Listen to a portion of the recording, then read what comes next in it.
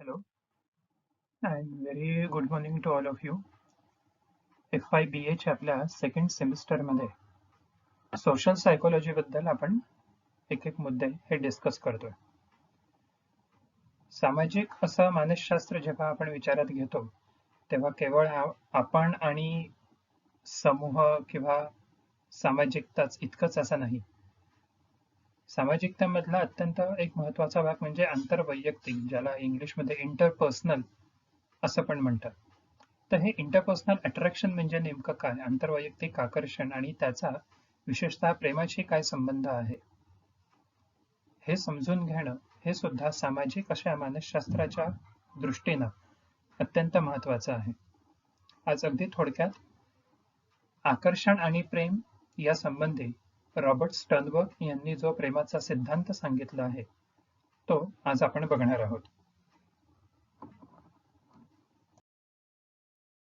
आता जेव्हा प्रेम असं आपण म्हणतो तेव्हा अनेकदा आता कॉलेज गोईंग स्टुडंट्स किंवा अगदी टिपिकल फिल्मी स्टाईलने जर आपण बघितलं तर प्रेम म्हणजे प्रेम असतं, तुमचं आमचं सेम असतं असं काहीतरी एक टिपिकल ते व्हॉट्सअपचे स्टेटस किंवा जोक्स मध्ये किंवा असं डायलॉग्स मध्ये ते असतं. तो एक तेवढ्यापुरता करमणुकीचा भाग म्हणून ठीक असेलही कदाचित, पण जेव्हा आपण थोडं सिरियसली या एका गोष्टीकडे बघतो किंवा अभ्यासाच्या दृष्टिकोनातून आपण जेव्हा प्रेम या संकल्पनेकडे बघतो तेव्हा प्रेम ही संकल्पना आपल्या मनासाठी अत्यंत महत्वाची आहे.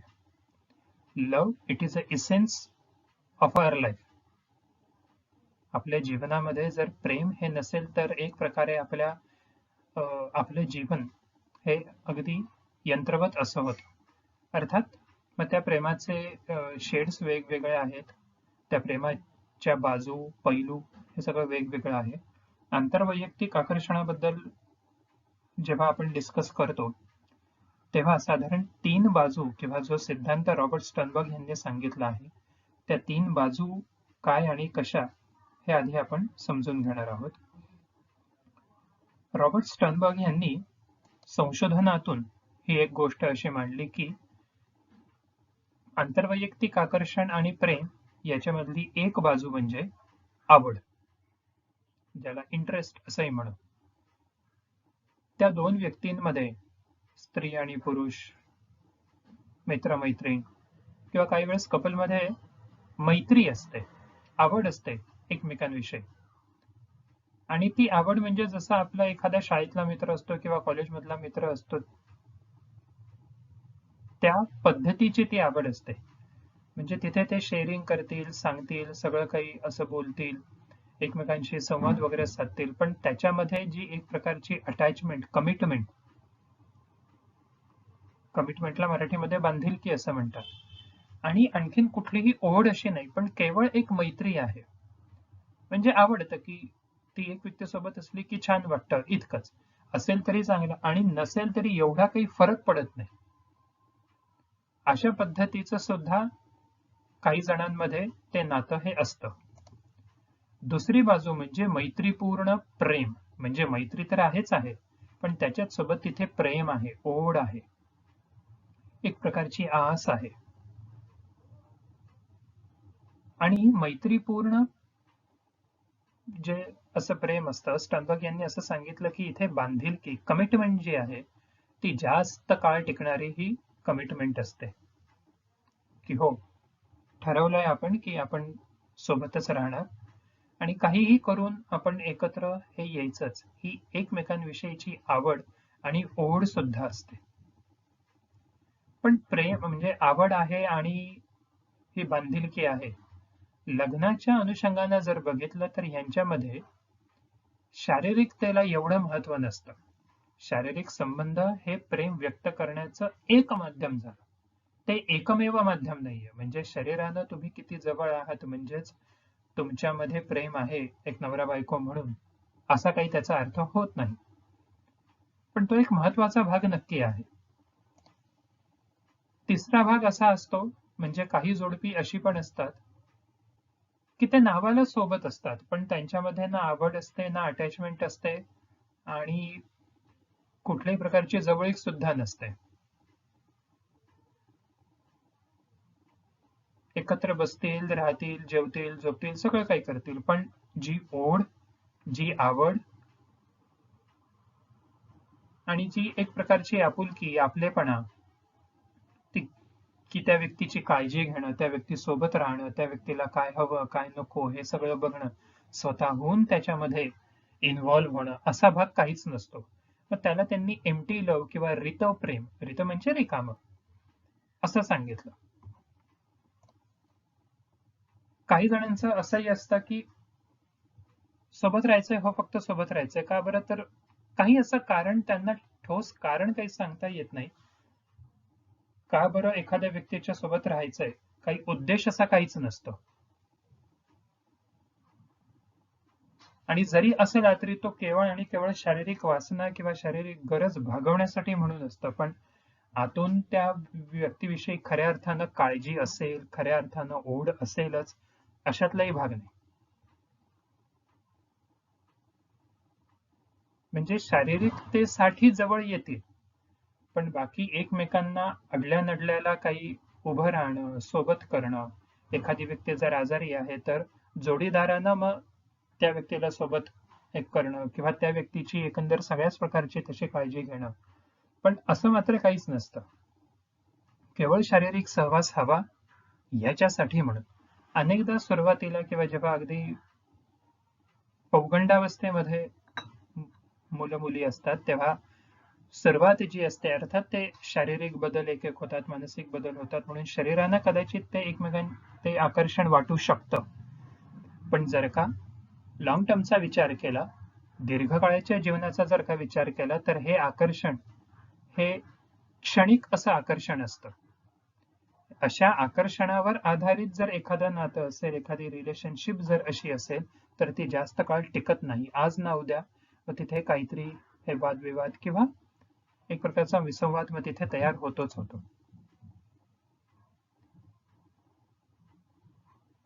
काही असे पण कपल्स असतात, लव्ह ॲट फर्स्ट साईट बघितलं आणि आम्ही प्रेमात पडलो. का, कशासाठी, काय खरंच आहे, पुढचा मागचा कुठलाच काहीच विचार नसतो.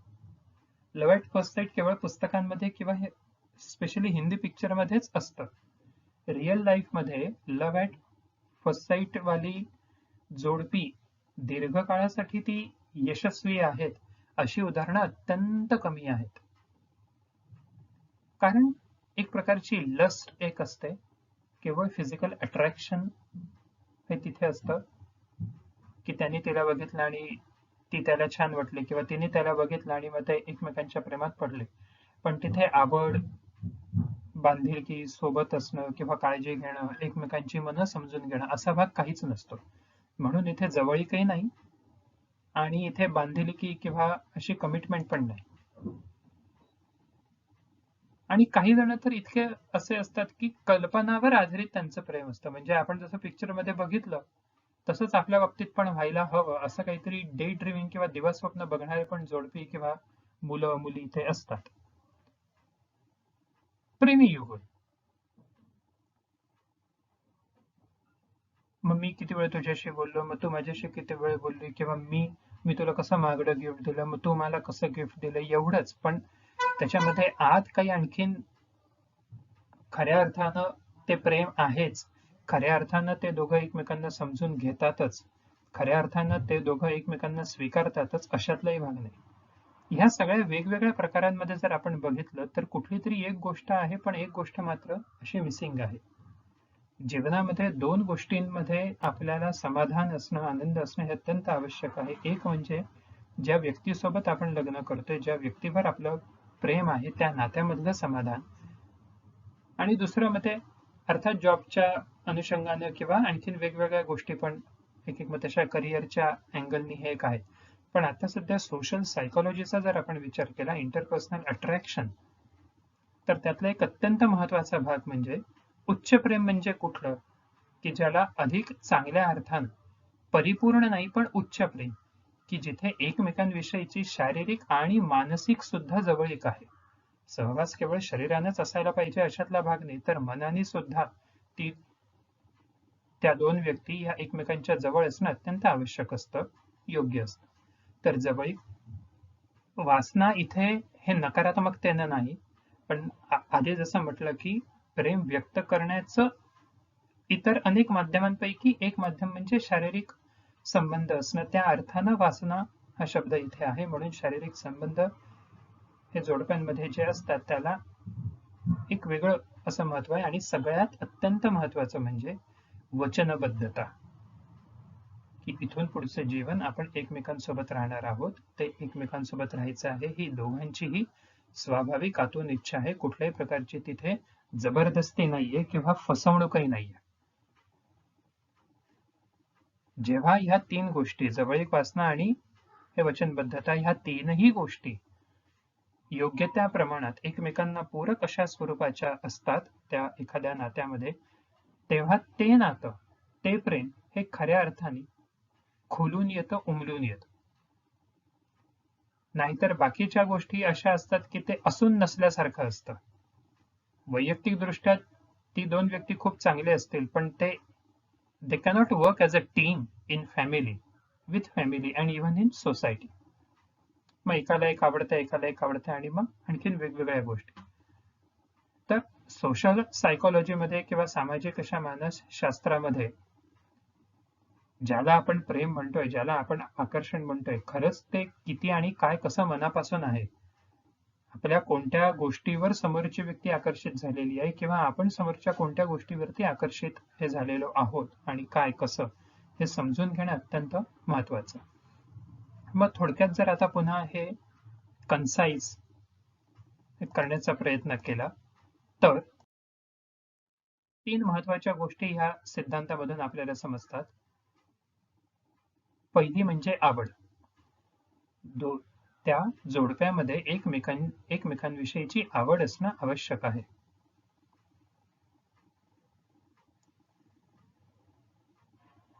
का बरं? कारण एकमेकांच्या आवडी-निवडी, स्वभाव, छंद आणि इतर अनेक गोष्टींवर जेव्हा हळूहळू तो संवाद सुरू होतो, त्या संवादातून आपल्याला समजत जातं की आपल्या जोडीदाराचं किंवा ज्या व्यक्तीवर आपण असं म्हणतोय की असं माझं प्रेम आहे, मग त्या व्यक्तीचं वागणं, बोलणं, स्वभाव, काम करण्याची पद्धत कशी आहे, अगदी बारीक सारीक अशा गोष्टींकडे कळत नकळत आपलं लक्ष जात असतं. आणि आपल्या वागण्या बोलण्याकडे, आपल्या वर्तनाकडे, आपली कपडे घालण्याची पद्धत असेल किंवा एखादं काम करण्याची एक विशिष्ट पद्धत, आपल्या वर्तनाकडे सुद्धा आपल्या जोडीदाराचं हे लक्ष असतंच. आणि अर्थात हे असणं आवश्यकही आहे, कारण त्याच्यातूनच ती बांधिलकी हळूहळू पुढे वाढत जाते. तर आवड म्हणजे केवळ फिजिकली इंटरेस्ट असणं असं नाही, तर त्या व्यक्तीला बघितलं की आपल्याला फार बरं वाटतं, आनंद वाटतो, एक प्रकारचं आपल्याला फ्रेशनेस वाटतो, उत्साह वाटतो त्या व्यक्तीला बघितलं की. ह्यानं त्या पद्धतीनं हे ना ते कारण काढून त्या व्यक्तीच्या आजूबाजूला आपण राहावं किंवा ती व्यक्ती आपल्या सोबत असावी, आजूबाजूला असावी, असेच सातत्यानं विचार तिथे असतात. एक प्रकारचा तो ध्यास असतो. आवड याला इंग्लिशमध्ये खूप चांगल्या शब्द आहे, त्याला इंग्लिशमध्ये पॅशन असं म्हणतात. त्या व्यक्तीविषयी ते पॅशन पाहिजे, जुनून पाहिजे, की ते नाही तर काहीतरी मिसिंग आहे, आणि ते आहे तर सगळं काही आहे. ही प्रेमाची एक बाजू झाली. आणि जेव्हा हे हळूहळू असं होतं की त्या व्यक्तीच्या ज्या आवडी निवडी आहेत त्याच आपल्या पण होतात. त्या व्यक्तीला जे खावंसं आवडतं तेच आपल्याला पण आवडणं, त्या व्यक्तीला जे आवडत नाही हळूहळू मग ते आपल्याला पण आवडत नाही, आणि इथंच आपल्या बाबतीत सुद्धा मग त्या व्यक्तीकडून तसं होतं किंवा होणं हे अपेक्षित असं असतं. तेव्हा मग तिथे आपण म्हणू की हो, कंपॅटिबिलिटी आहे, एकमेकांना पूरक आहे, एकमेकांच्या आवडी निवडींचा कोणालाही त्रास नाही, तर ते समजून उमजून एकमेकांना स्वीकारून सांभाळून ते राहतात. दुसरी बाजू म्हणजे जवळीकता. स्टर्नबर्गनी पण हा भाग मांडला आहे, आणि एरिक एरिक्सन नावाचे जे सायकोलॉजिस्ट आहे, अब्राहम मॅस्लो एक आणखीन वेगळे सायकोलॉजिस्ट, या 2-3 मानसशास्त्रज्ञांनी वारंवार एक मुद्दा सांगितला की केवळ शारीरिक दृष्ट्या एका खोलीमध्ये जोडपं एकत्र आहे म्हणजे त्यांच्यामध्ये प्रेम आहे असं नाही, तर मनाने सुद्धा ते किती जवळ आहेत. एक उदाहरण, जेव्हा रिलेशनशिपच्या अँगलने काही काउन्सिलिंगचे कोर्सेस किंवा सेशन्स किंवा सेमिनार्स वगैरे घेतो तेव्हा हे एक उदाहरण अनेकदा नेहमी डिस्कस करतो की एकदा एका कंपनीमध्ये एका सायकोलॉजिस्टनी वर्कर्ससाठी एम्प्लॉईज जे आहेत त्यांच्यासाठी एक सेशन असं घेतलं होतं आणि साधारण 30 जोडपी होती तिथे. एक ऍक्टिव्हिटीचा भाग म्हणून त्यांनी सगळे जेंट्स एकीकडे आणि लेडीज हे दुसरीकडे असं एका हॉलमध्ये त्यांचं बायफर्केशन केलं आणि तेव्हा असं सांगितलं की तुम्हाला तुमच्या पार्टनरच्या 5 गोष्टी लिहा तुम्ही की काय आवडतं तुमच्या पार्टनरला. 30 जोडपी होती म्हणजे हजबंडनी आपल्या बायकोबद्दल असं लिहिलं की तिला हे हे हे आवडतं आणि मग तसंच वाईफने किंवा पत्नीने सुद्धा आपल्या हजबंड बद्दल एका कागदावरती लिहून काढलं की आमच्या मिस्टरांना हे हे आवडतं. आणि जेव्हा सगळ्यांचं हे लिहून झालं एकमेकांमध्ये त्या गोष्टी शेअर केल्या तेव्हा 30 जोडप्यांपैकी केवळ एकाच जोडप्याचं ते बरोबर मॅचिंग झालं. इतरांमध्ये प्रेम नाही असा याचा अजिबात अर्थ नाही, पण मग नंतर ते जे काउन्सिलर होते त्यांनी त्या जोडप्याला असं सगळ्यांसमोर बोलवलं आणि विचारलं की तुम्ही आणखीन काय सांगाल की का बरं तुमच्या दोघांची मतं आवडी निवडी अगदी एकच आल्या, एकसारख्या आल्या. टू बी सरप्राईज त्यांनी असं सांगितलं की कामानिमित्त ते जोडपं सोबत राहत नाही. नवरा एकीकडे आणि बायको दुसरीकडे मुलांसोबत आणि आई वडील जे आहे सासू सासरे आहे त्यांच्यासोबत. म्हणजे नवरा कामासाठी एकटा हा लांब असतो. त्याच्यामुळे झाली चक्कर तर महिन्यातून एक वेळेस किंवा 2च वेळेस त्यांचं ऍक्च्युअली एकमेकांना भेटणं असं होतं, पण बाकी फोनवरतीच. आणि मग शिवाय दिवसभराची कामं असतात, बाकी काय आणखीन ऑफिसचे व्याप असतील, घरातले व्याप असतील, जबाबदाऱ्या वगैरे. त्याच्यामुळे जरी फोनवरती बोलणं असलं तरी सुद्धा ते खूप बोलणं होतंच अशातलाही भाग नाही. पण मग तेव्हा मिसेसनी एक गोष्ट खूप छान सांगितली की जेमतेम 5-10 मिनिटं जरी बोलणं असलं आमचं रोजचं तरी सुद्धा ते 5 मिनिटं आम्ही इतकं मन लावून बोलतो की आम्हाला एकमेकांचे स्वभाव आवडीनिवडी सगळ्या गोष्टी खूप माहिती आहेत. म्हणून इंटिमसी म्हणजे केवळ फिजिकल इंटिमसी किंवा शारीरिकतेनं जवळ असणं असं नाही, तर मनानी एकमेकांच्या जवळ असणं ही प्रेमाची दुसरी बाजू, हा प्रेमाचा दुसरा पैलू. आणि म्हणून हा भाग सामाजिक अशा मानसशास्त्रामध्ये इन्क्लूड केला आहे. तिसरी आणि शेवटची बाजू म्हणजे कमिटमेंट. पॅशन आधी आपण बघितलं, इंटिमसी आणि तिसरं म्हणजे कमिटमेंट. नात्यांमधली एकमेकांविषयी असलेली आणि जपलेली बांधिलकी.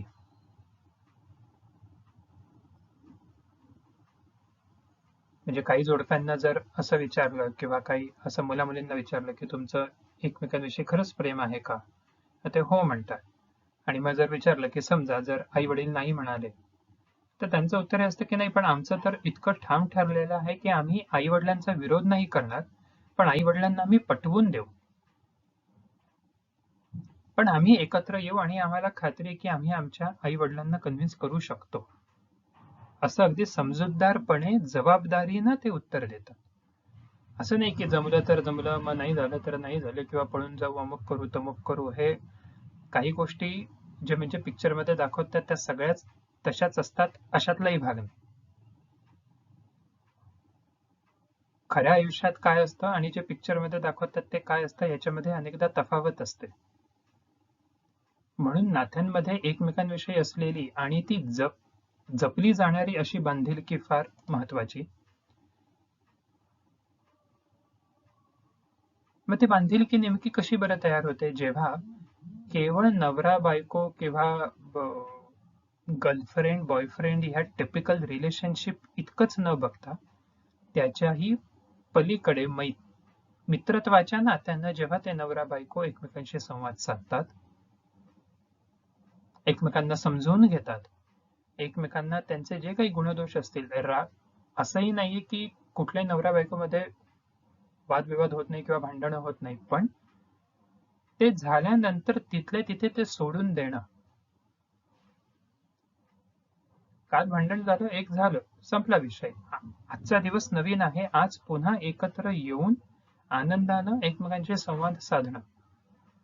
नाहीतर एकच गोष्ट वारंवार जर का आपण तीच तशी घोळत ठेवली तर मग ती बांधिलकी राहत नाही. मग ते आधी आधी त्रिकोणामध्ये जसं होतं तसं मग ते रीतप्रेम होतं की नावाला सोबत राहतात पण सारखे रोज आपले तेच विषय काढतात की 5 वर्षापूर्वी काय झालं होतं, मग अमके काय म्हणाले तमके काय म्हणाले. म्हणून जसं जसे आपले एक दोन अगदी जवळचे खास असे मित्र असतात, तसंच ज्या पद्धतीने आपण आपल्या मैत्रिणींना स्वीकारतो, सहजतेनं त्यांच्याशी बोलतो, त्यांना सहजतेनं ऐकून घेतो, त्याच पद्धतीनं अगदी तसंच तेवढ्याच आपलेपणानं, हक्कानं आणि शिवाय आदरानं सुद्धा. जरी पार्टनर आहेत तर पार्टनरचा सुद्धा रिस्पेक्ट असणं फार महत्वाचं. कोर्टशिप अँड मॅरेज नावाचं एक इंग्लिश पुस्तक खूप छान आहे. तर त्याच्यामध्ये त्यांनी सांगितले की कुठल्याही नात्याचे, विशेषतः वैवाहिक जीवनाचे 4 महत्वाचे खांब आहे की ज्या 4 खांबांवरती हे नातं उभं राहतं.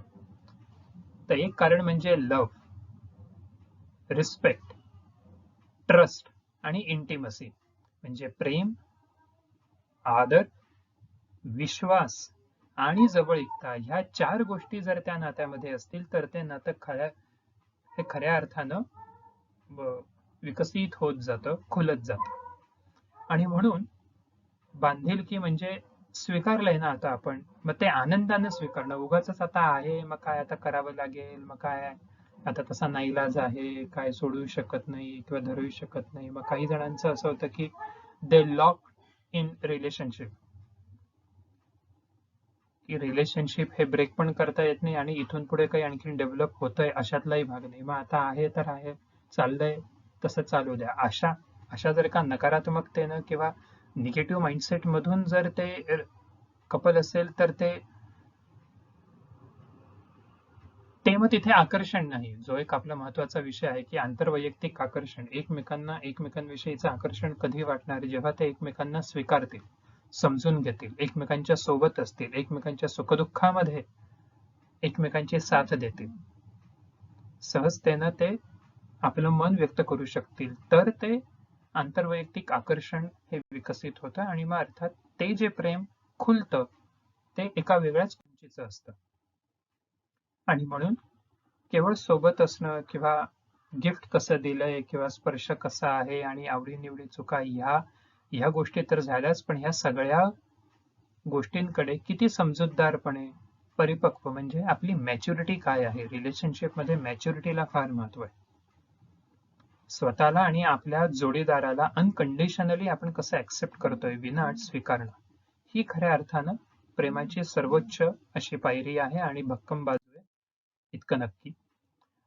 तर FIच्या अँगलनी सेकंड सेमिस्टरमध्ये हा पॉइंट जो एक आहे आंतरवैयक्तिक आकर्षण आणि प्रेम, तो एक आपण बघितला. थर्ड चॅप्टर मधले जे उरलेले मुद्दे आहे, आक्रमकता म्हणजे नेमकं काय आहे, लीडरशिप क्वालिटी काय आहे, समूह म्हणजे काय आणि समूहाचं हे नेतृत्व काय आहे आणि कसं करतात किंवा त्याचा समाजावरती आणि समाजाचा त्या विशिष्ट अशा नेतृत्वावरती काय कसा परिणाम होतो, तो सगळा भाग आता आपण पुढच्या सेशनमध्ये आपण डिस्कस करू. थँक्यू.